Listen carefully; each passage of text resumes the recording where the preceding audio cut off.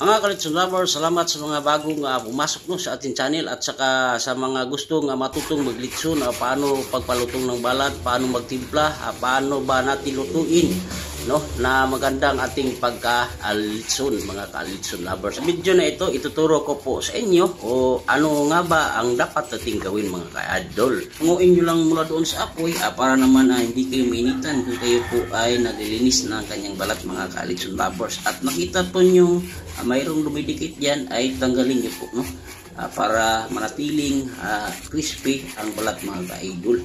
At saka lagyan po natin ng cooking oil.